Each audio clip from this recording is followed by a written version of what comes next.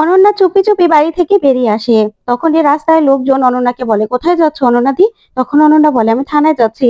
ওই যে, ওই মিঠির জন্য আর মিঠির মায়ের জন্যই তো আমার ছেলেটা মারা গেছে, তো তাই আমি থানায় যাচ্ছি কমপ্লেন করতে, জানো তো।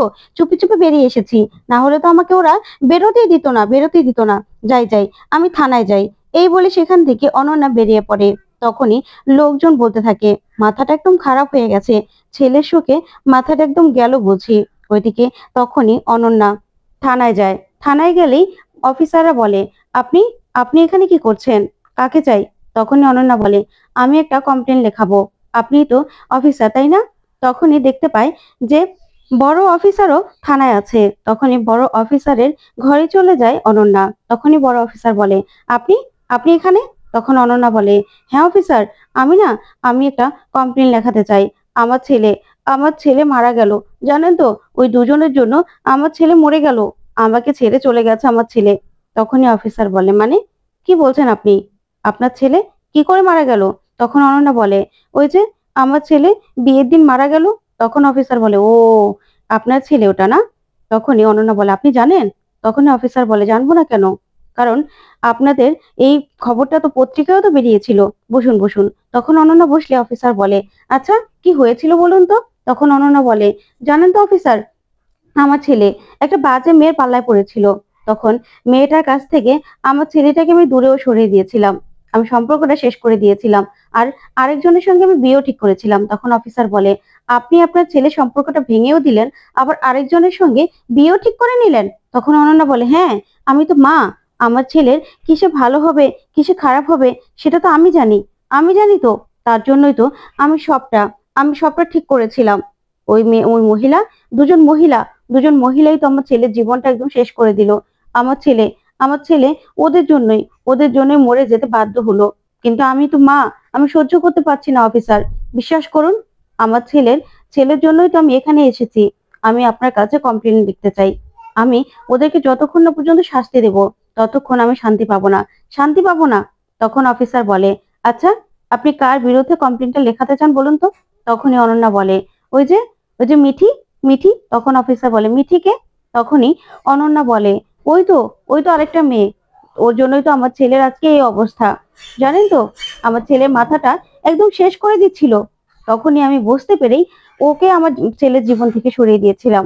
কিন্তু আমার ছেলে আমার ছেলে বিয়েতে রাজিও ছিল। ছেলের বিয়েটা হাসি মুখে করছিল।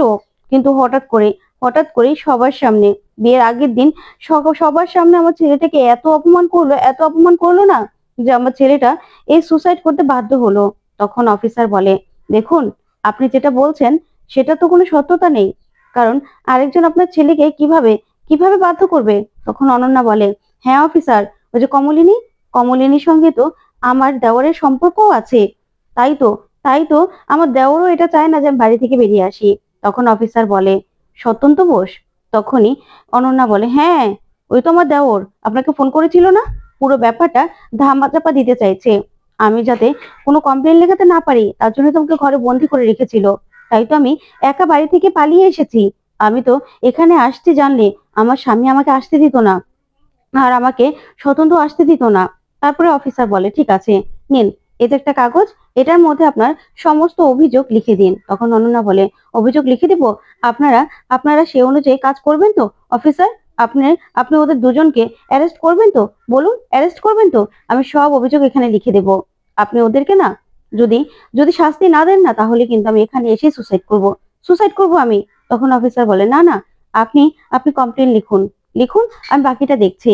তখনই অনন্যা বলে, আমার আমার ছেলেটাই আমার সবকিছু ছিল। আমার ছেলেটা ওদের জন্য চলে যেতে বাধ্য হয়েছে। আমার ছেলেটাকে ইন্ধন দেওয়া হয়েছে।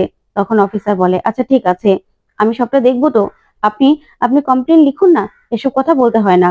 তখনই অনন্যা বলে, ঠিক আছে, আপনি আপনি কবে কবে ওদের শাস্তি দেবেন বলুন? কবে শাস্তি দেবেন? আমি কিন্তু সব অভিযোগ এখানে লিখে দিচ্ছি, আর ওদের বাড়ির ঠিকানাটাও লিখে দিচ্ছি, আপনার যাতে যেতে সুবিধা হয়। বুঝতে পেরেছেন? তখন অফিসার বলে, আপনার বাড়ির লোক আপনার সাথে কেউ আসেনি? তখন অনন্যা বলে, না না, আমাকে জানলে ওরা আসতে দিত নাকি? আমাকে তো বাড়িতে আটকে রাখতো। ওদেরকে শাস্তি দিতে আমি এখানে ছুটে এসেছি।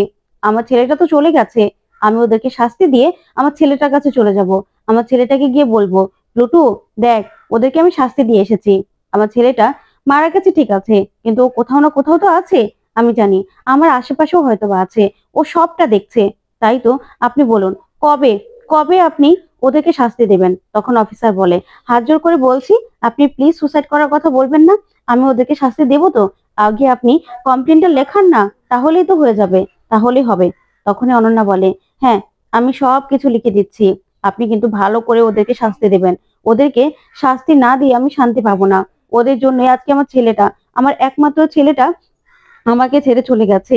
ওদের জন্য ওই মিঠির অপমানটা আমার ছেলে সহ্য করতে পারেনি তো। অপমানটা সহ্য করতে না পেরে আমার ছেলের এই অবস্থা। আমার ছেলে আমাকে ছেড়ে রাগ করে চলে গেছে। সেটা আমি কি করে সহ্য করব?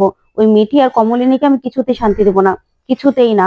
তখনই অফিসার বলে, ঠিক আছে ঠিক আছে, আপনি কমপ্লেন করে দিয়েছেন তো, এবার আমি শাস্তির ব্যবস্থা করব। আপনি চিন্তা করবেন না, আমি সব রকম ব্যবস্থা করব। তখনই অনন্যার কাণ্ড দেখে ভয় পেয়ে একজন কনস্টেবলকে ডাকে অফিসার, আর বলে, এই রুমেই থাকো, বেরিও না। তোমরা কোথায় থাকো বলো তো? তারপরে অফিসার বলে, আচ্ছা ঠিক আছে, আপনি এখন যান, বাকিটা আমি দেখে নিচ্ছি। তখন অনন্যা বলে, আপনি দেখে নেবেন তো? না হলে কিন্তু আমি এখানে এসে সুসাইড করব। আমি কিন্তু কালকে আবার এখানে আসব, যে আপনি ওদেরকে শাস্তি দিয়েছেন কিনা, ওদেরকে ধরে এনেছেন কিনা। ওদের মা মেয়ে দুজনকে ধরে আনবেন, পাড়া শুদ্ধ সবাই দেখবে ওরা খুনি।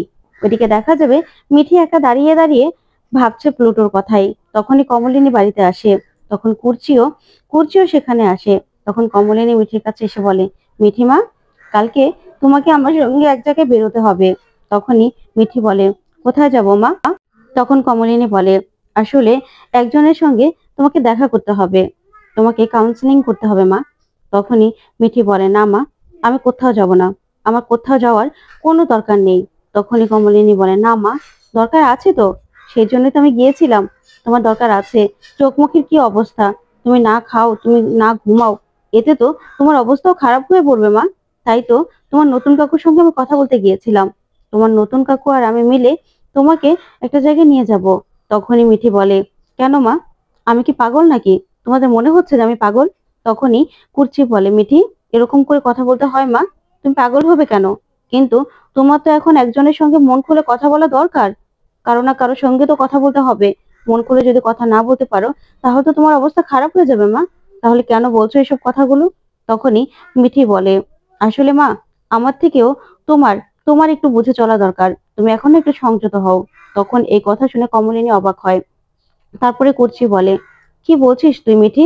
তার মানে তুই তুই তখন ওদের কথা শুনে একটু হলেও মনে মনে রাগ করেছিস, তাই তো?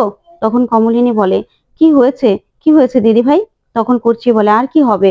তুমি জানো না, তোমার শ্বশুরবাড়ির লোকজন, তারা তো খুব সুবিধের নয়। আর মিঠি, তুই তো জানিস ওদের, তাহলে ওদের কথা শুনে তোর মাকে তুই ভুল বুঝছিস কেন? তখন মিঠি কিছুই বলে না।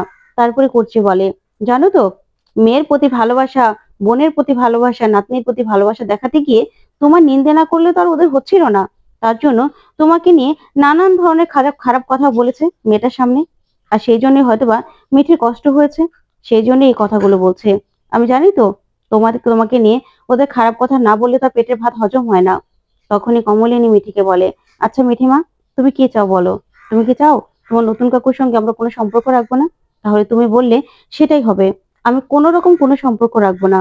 তুমি তো বলেছিলে যে তুমি তোমার নতুন কাকুকে তোমার বাবার মতো দেখো, সেই জন্যই তো তোমার ব্যাপারে কথা বলতে গিয়েছিলাম।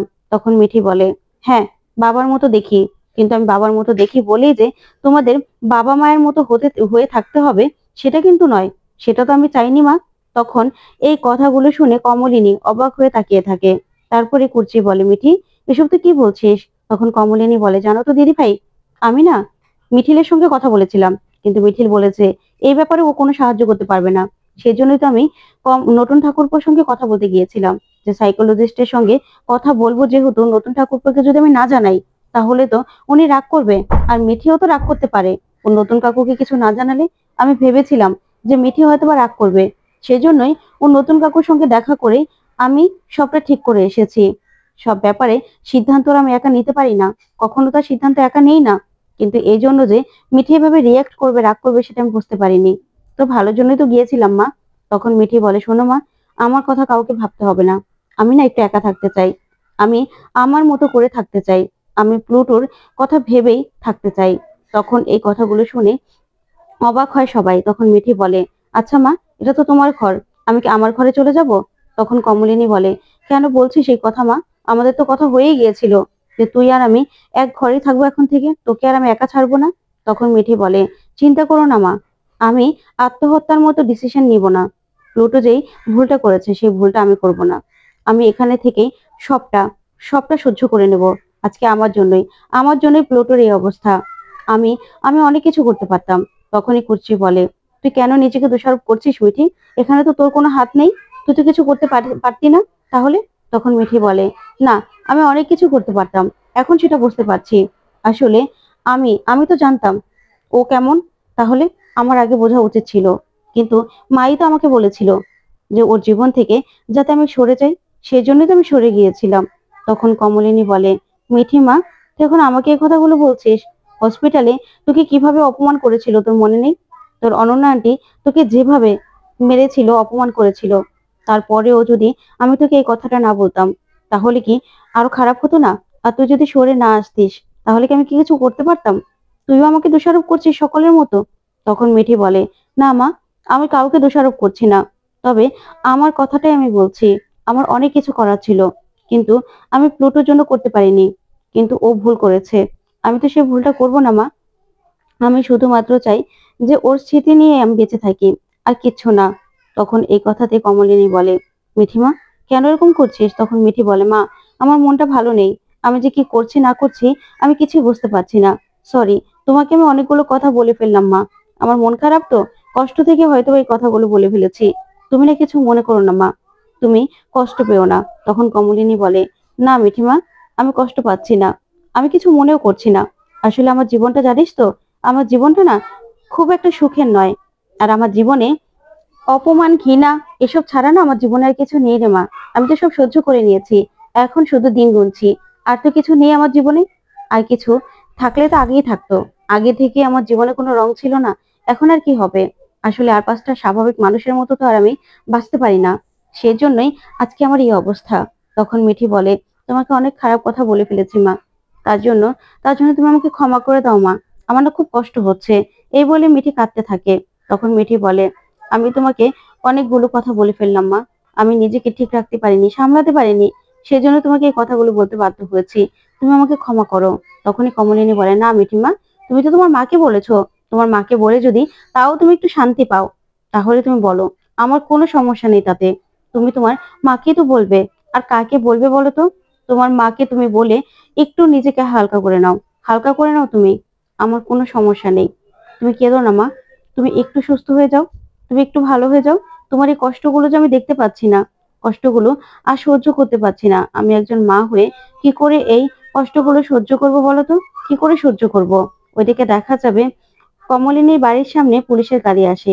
তখন পুলিশ এসে কলিং বেল চাপতেই বাবিল বেরিয়ে আসে, আর এসেই বলে, আপনারা? অফিসার আপনি? তখন অফিসার বলে, হ্যাঁ, এখানে কমলিনী মুখার্জি আর স্রোতস্বিনী মুখার্জি আছে। তখন বাবিল বলে, হ্যাঁ, ওরা তোমার মা আর বোন। কেন? তখন অফিসার বলে, ওদেরকে একটু ডেকে দিন তো, ওদের সঙ্গে আমার কথা আছে। ওদের নামে মামলা মামলা হয়েছে, খুনের অভিযোগ এসেছে। তখন বাবিল বলে, কি বলছেন আপনি অফিসার? তো বন্ধুরা, আজকের আপডেটটি তোমাদের কাছে কেমন লাগলো অবশ্যই কমেন্ট করে জানাতে বলবেন না। পরবর্তী আপডেট পেতে চ্যানেলটি সাবস্ক্রাইব করবে।